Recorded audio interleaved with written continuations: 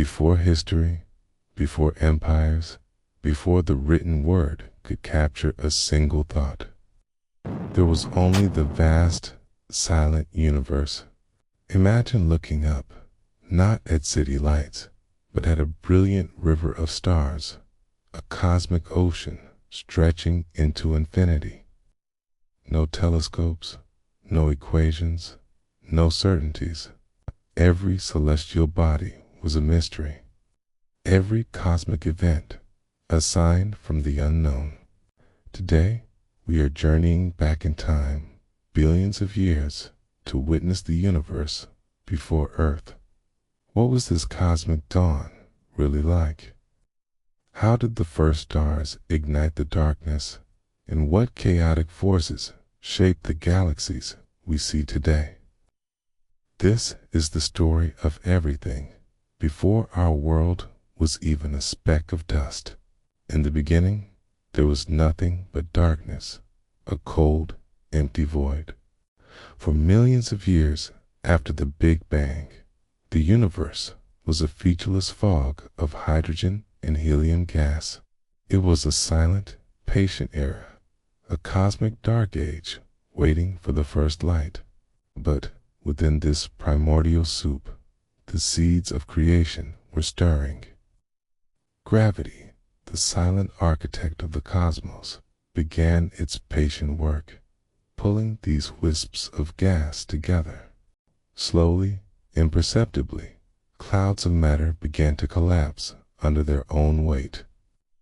As they grew denser, the pressure and temperature at their cores skyrocketed, climbing to millions of degrees.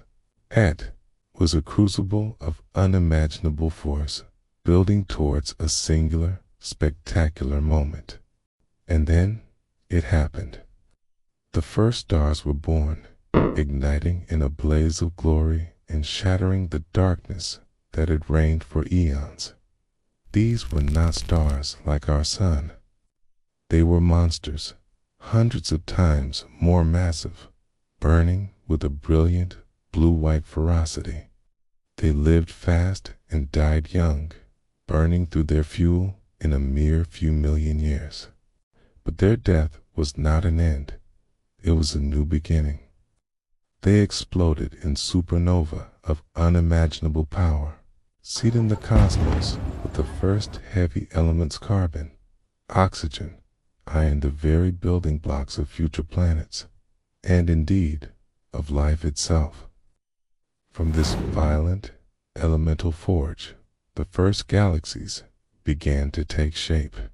Small, chaotic collections of stars and gas collided and merged, drawn together by immense gravitational forces. It was a cosmic ballet of creation and destruction, a turbulent period where the grand structures of the universe were being hammered into existence.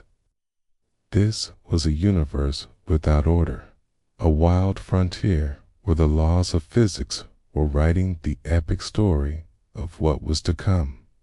It was the universe before us. Life before civilization. How the first humans survived a day. Part 1. Dawn of a new day. The day begins before the sun. Our ancestors, Homo sapiens, stir in the dim light of dawn. The air is cool and damp. The earth beneath them, hard and cold. There are no houses, no alarm clocks. It's only instincts and the need to stay alive. Their shelter might be a shallow cave or a lean-to of branches and leaves. If they're lucky, last night's fire still smolders, a small orange glow in the ashes. Fire isn't just warmth, it's protection, it's companionship, and it's life itself. Spark means safety. A flame means food. Without it, the darkness belongs to predators. A family band, 6, maybe 10 individuals, begins to stir. They stretch, scan the horizon, and prepare for another day of survival. The morning's first task is always the same. Find water. Find food. It is a relentless, unending quest. Yesterday's hunt was unsuccessful. Hunger gnaws, a constant companion. The younger members watch the elders, learning the subtle language of the land. An elder points towards a faint trail in the dirt, almost invisible to an untrained eye. It is the track of an auroch, a wild ox. A prize, but a dangerous one. A successful hunt could feed the group for days. Failure could mean injury, or worse. They must be smart, must be coordinated. They must be one. Tia, the hunters gather their tools. Spears tipped with fire-hardened wood or sharpened flint. These are not just tools.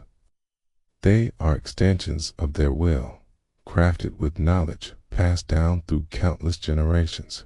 Each stone flake, each binding of sinew, is a testament to their ingenuity. A silent understanding passes between them. A glance. No words are needed. Each knows their role. They move with a practiced quiet, their bare feet making almost no sound on the dry earth. They are shadows against the rising sun, following the promise of life. Every rustle of a leaf, every snap of a twig is a piece of information. Is it prey? Is it arrival? Is it danger? Their senses are honed to a razor's edge, processing the world in a way we can now only imagine.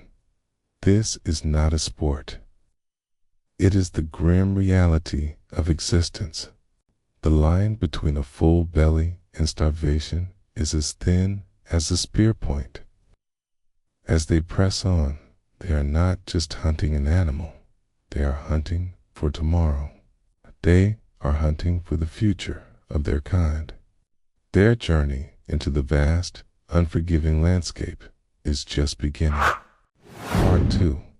The search for food breakfast, as we know it, didn't exist. Finding food could take hours, even days. This was the central, unrelenting rhythm of life, a constant cycle of hunger and hope. Survival wasn't measured in years, but in the success of the next meal.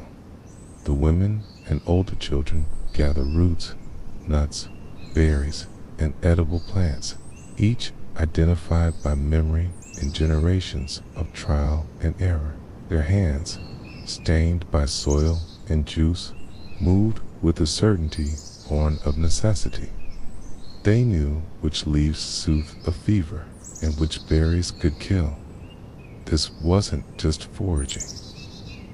It was a living library of botanical knowledge, a legacy of survival passed down from mother to daughter.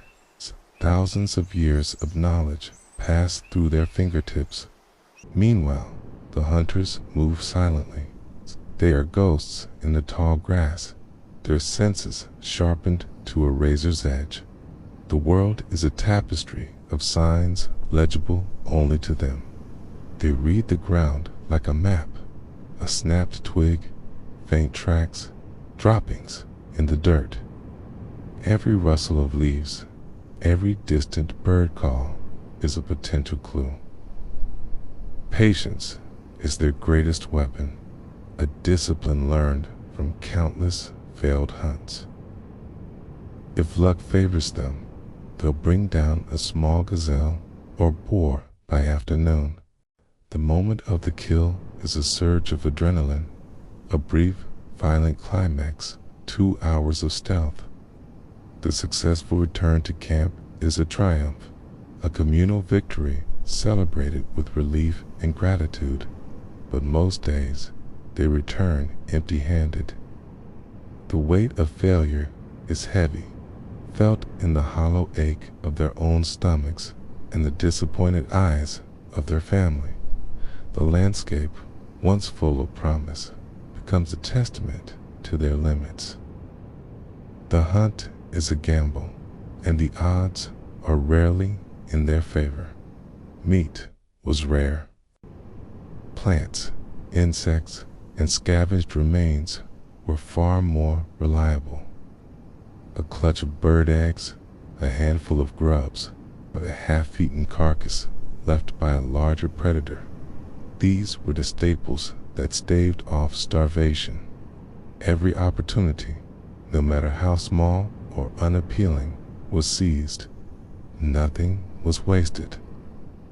The hide would become clothing or shelter. Sinew was turned into cordage, and tools were carved from the skeleton. Every bone, every fiber, every drop of fat meant another day alive. In this unforgiving world, waste was a luxury they could not afford. It was the difference between life and death. Part 3. The technology of survival civilization didn't exist yet, but intelligence did. These early humans were tool makers, innovators, and problem solvers. A flint blade wasn't just a rock, it was an extension of the mind. Their hands shaped the world around them, transforming inert materials into instruments of purpose. A sharpened spear was not merely wood and stone. It was the promise of a meal, a defense against the lurking dark, a way to provide for the clan. Every strike of a stone hammer, every carefully woven fiber, was a thought made real. This was technology in its purest form. Part 4. Midday Challenges. By midday, the sun blazes overhead. Water becomes the next desperate need. The heat is a silent hunter, leeching strength with every passing moment. It reflects off baked earth, distorting the air into shimmering waves. Survival now hinges on a single, precious resource. Some groups travel miles to find a stream or pond. They follow ancient animal tracks, whispers of knowledge passed down through generations. These paths, etched into the landscape, are lifelines leading to the dwindling pools of the dry season. The journey is a gamble, a test of endurance against a relentless sun. Others dig pits, hoping for moisture to seep through the soil. Part 5. Evening return and rest. As the light fades, the group regathers. The air smells of smoke and dust, a primal perfume that signals the end of another day's toil. Children, their faces smudged with dirt and joy, chase each other in the dwindling twilight. Their laughter echoing a timeless sound of innocence.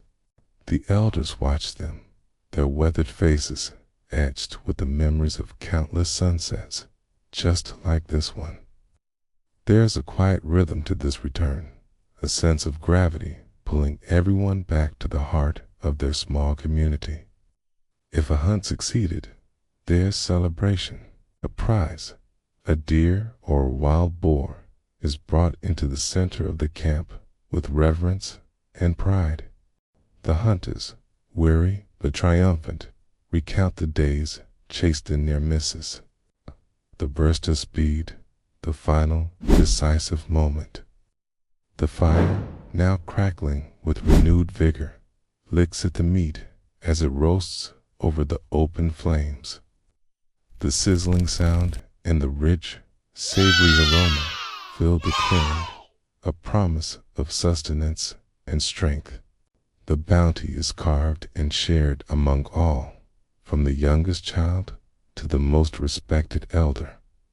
No one eats alone, 'cause sharing means trust, and trust means survival.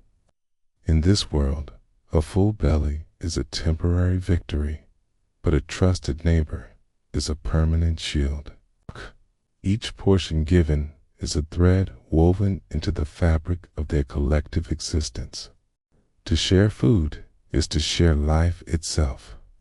To acknowledge that one person's strength is everyone's strength, and one person's weakness is a danger to all. This simple act of passing a piece of roasted meat from one hand to another is the cornerstone of their society, a ritual more sacred than any prayer. When night falls, the landscape transforms.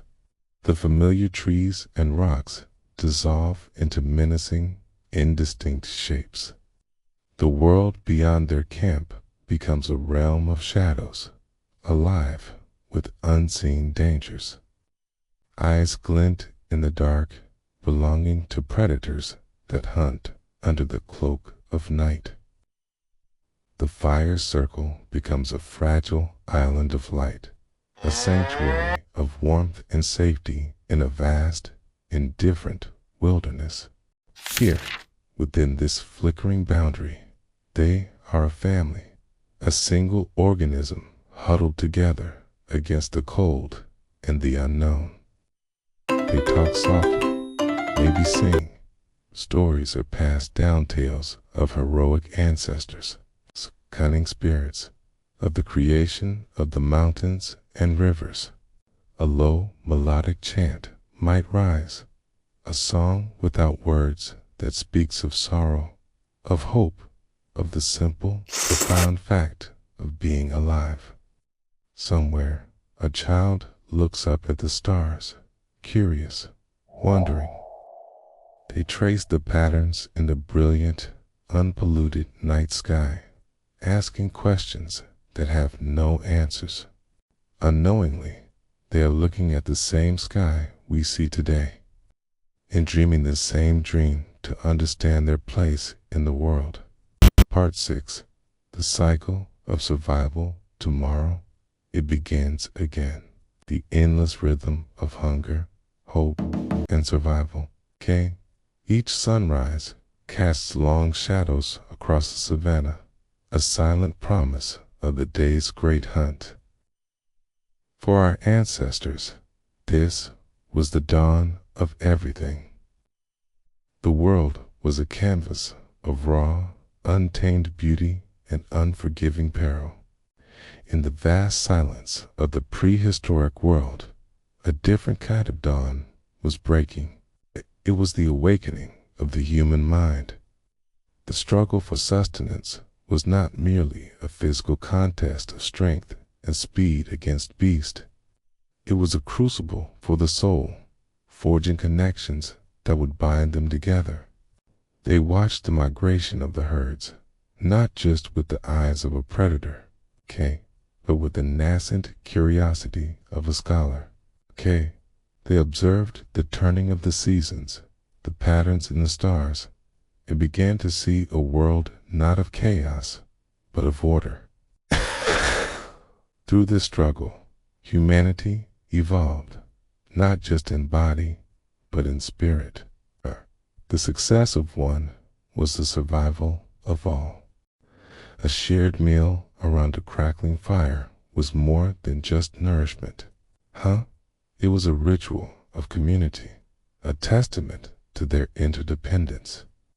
In the eyes of their companions, they saw not rivals, but reflections of their own fear, their own hope, their own fierce will to live. They learned empathy. They learned to plan, to imagine, to care. The memory of a failed hunt became a lesson for the next. The vision of a successful ambush, whispered in guttural sounds, became a shared strategy, a collective dream. This was the birth of foresight, the genesis of purpose. They began to shape the world around them, not just react to it. Sharpened stone was not merely a tool, but an extension of their will. The pigments ground from ochre and charcoal were not just colors, but the first words of a story that had no end. From their endurance came art, belief, and civilization itself. In the deep, resonant darkness of caves, they painted their hunts, their fears, and their reverence for the world that sustained them. They laid their dead to rest with care, a silent acknowledgement of a life that mattered, a spirit that had passed on. This was the moment humanity began to look beyond the horizon of the now and dream of a tomorrow they would build together. The world before our time was not simple, but it was pure. Every discovery was a revolution. Every new idea, a spark in the darkness. We stand here today because they dared to question, because they looked at the stars and wondered why. They saw the world not just for what it was, but for what it could be, pushing the boundaries of knowledge day by day for millennia. They were the thinkers, the builders, the dreamers. The ones who etched equations onto stone and sketched the blueprints of the future. They passed down their wisdom, a fragile torch carried through the long night of history, ensuring the flame would never die. Each theory, each experiment, each failure was a stepping stone laid down for us to walk upon. Their curiosity was a relentless force, a river carving canyons through the mountains of ignorance. It was this unyielding drive that lifted us from the dust and set our sights on the cosmos. We are the inheritors of their legacy, a tapestry woven from countless threads of human ingenuity, the comfort of our homes, the light in our cities, the knowledge at our fingertips. It is all a testament to their struggle and their genius. They built the foundations of our understanding, brick by painful brick, so that we might one day build towers that touch the sky. Their spirit of inquiry lives on within us, urging us to look beyond the horizon and to never stop asking questions. They did not just survive. They strived, they created, and they illuminated the path forward. So the next time you marvel at the wonders of the modern world, remember them, because everything we know began with them.